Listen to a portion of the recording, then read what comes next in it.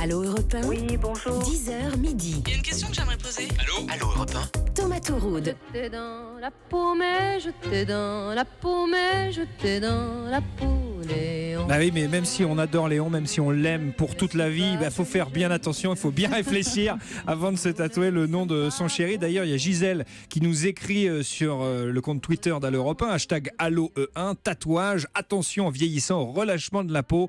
On n'y pense pas quand on est jeune. Bah oui, mais bon, quand on est jeune, et puis il faut pas penser au reste. Il est 10h30, c'est l'heure des 3 infos santé d'Isabelle Quenin. Allô Europe 1. Les 3 infos santé.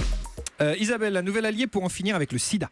Nom de code ABX464, une molécule qui pourrait permettre aux 150 000 personnes infectées du sida en France d'en finir avec la maladie.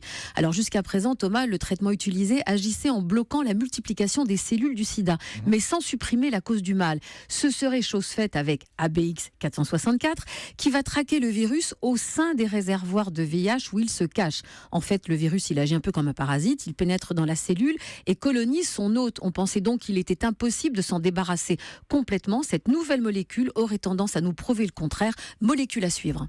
Molécule à suivre. Brosse à dents électrique contre brosse à dents manuelle. Le match continue.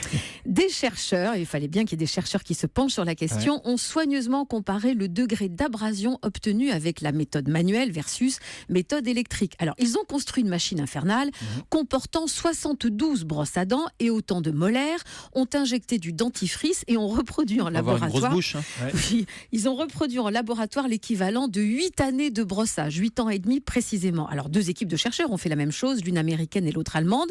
Dans les 2 cas, ils se sont rendus compte que l'élément à protéger, c'est la dentine qui, avec l'âge, se fragilise. Verdict, ce n'est pas tant la brosse à dents qui est en cause, mais c'est surtout notre façon de nous brosser les dents. Alors, je vous propose de revoir les fondamentaux avec le docteur Alain Amsalag, chirurgien dentiste et auteur du livre « Les soins dentaires pour les nuls ». Le geste filial de brossage, c'est un petit mouvement rotatif qu'on fait en partant de la gencive vers la dent, et cela en quadrillant un petit peu tous les secteurs. En fait, on s'est aperçu que les gauchers et les droitiers brossaient plus fort d'un côté que de l'autre. C'est pour ça que la brosse à dents électrique a un avantage dans la mesure où la pression est constante, alors qu'avec la brosse à dents manuelle, on peut aller plus ou moins fort, suivant qu'on est fatigué ou pas. Vous aurez retenu, Thomas, oui. Un bon brossage, c'est du rouge vers le blanc. Ça n'a rien à voir avec l'alcool, mais toujours avec modération. Une nouvelle tendance de tatouage enflamme les réseaux sociaux. Le Helix Tattoo. Qu'est-ce que c'est que Alors, fini l'aigle, la vague, le lapin, le stéthoscope, tatoué au petit bonheur la chance. Voici le Helix Tattoo. Le principe est simple et minutieux. Au lieu d'un seul tatouage, place à la farandole de tatouage. Alors, étoiles, larmes, feuilles de végétaux que l'on tatoue sur l'ourlet de l'oreille, sur la conque, sur l'hélix. C'est pour ça que ça s'appelle Helix Tattoo. Des motifs végétaux et poétiques, ça cartonne.